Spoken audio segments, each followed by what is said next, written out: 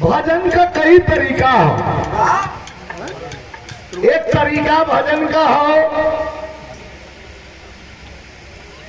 कि बैठ के मंत्र का स्मरण करके भजन कैले, आ एक तरीका हो गाय बजा के भजन कैले। लेकिन भजन का भाव वो स्वामी जी के चरण में। आप कौन है? भक्त दोहाई दे रहा। अरे कृपा निदान स्वामी,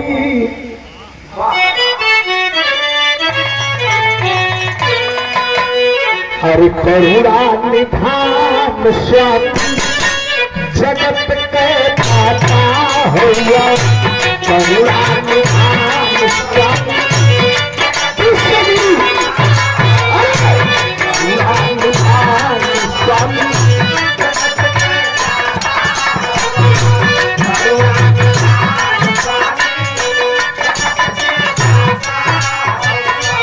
करुणा निधान स्वामी, करुणा निधान स्वामी, अरे जगत के दाता है।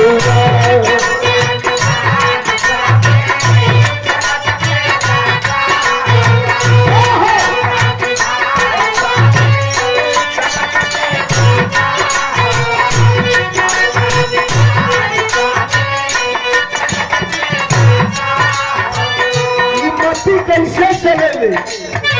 अरे मती के ढेर देला, ये कर मती पहली मती दुर्योधन के उनकर माई गंधारी कहले रहने कि वस्त्र त्याग करके नग्न होकर के मेरे सामने आओ पुत्र, मेरी आंख की पट्टी खुलेगी और मेरी आंख की रोशनी में तुम्हारी शरीर स्नान करेगी और तुम भद्र हो जाओगे, कोई मार नहीं सकता। अतले बीच में कन्हैया भी मिल गई। खखा के हौसला देखा मती कैसे फेरे तुम खखा के हौसला दुर्योधन तुम्हारे बिहार चलो माई बोलोगे हैं बजर होकर जाता है। चलो जन्मतुआ हुआ, लड़का हुआ, जवान हुआ, तो लाज ना लगत गड़बड़ हो गया। अरे पति के फेर पतिया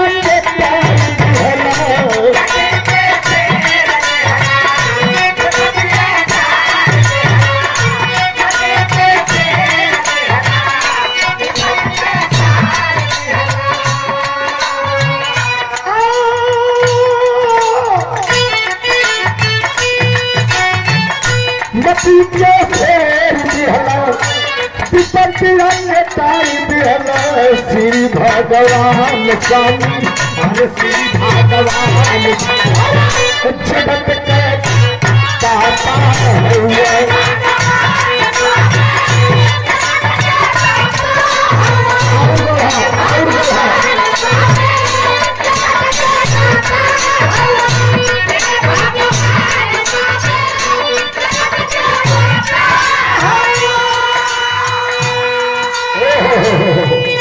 स्वामी, अरे श्री भगवान स्वामी, जगत के दाता है।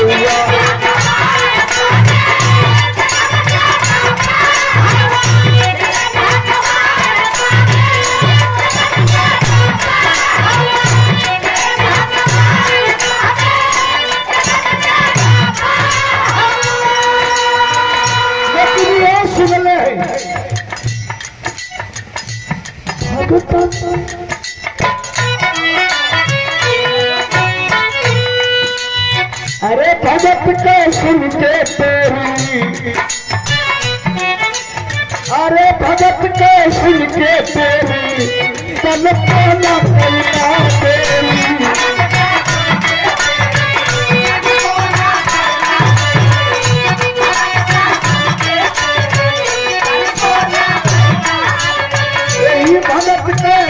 भगत के चाहे बोलो भगत के सुन के तेरी, तन को न कैला देवी, रख रहला मान स्वामी, रखला सम्मान स्वामी।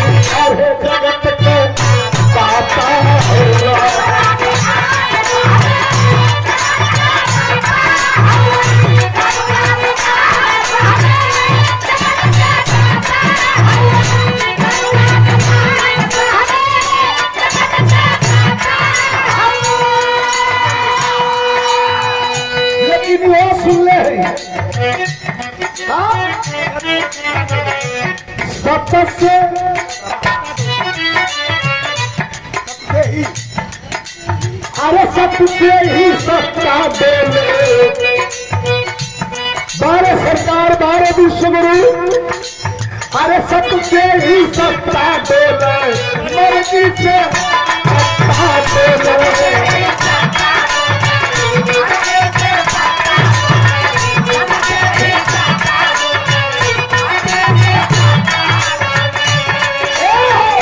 सबसे ही सत्ता बोले, मर्जी से सत्ता बोले, जानला जहान शानी, जानला जहान।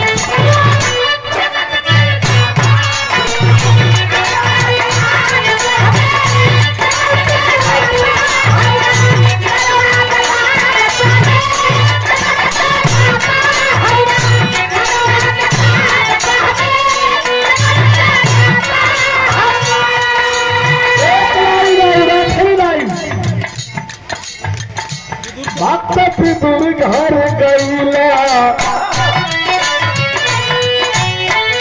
भक्त विदुर घर गईला, प्रेम से सपने खरीला।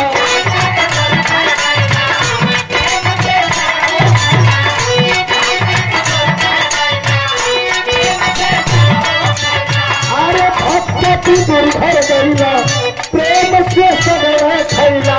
हर महिमा महान स्वामी, महिमा महान स्वामी, हाँ जगत के दाता हुआ।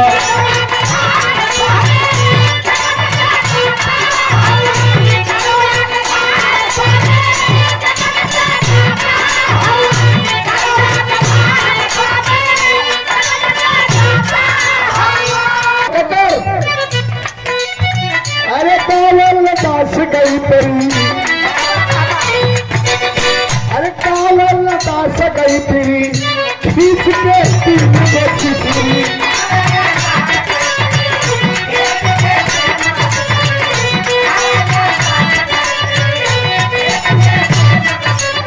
अरे कावल दास गई तेरी,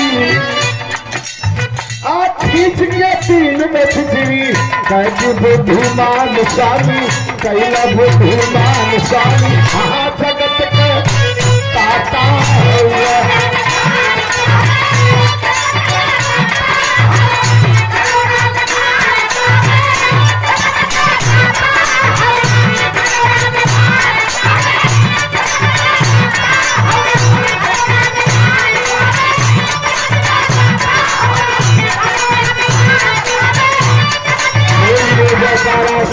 दरबार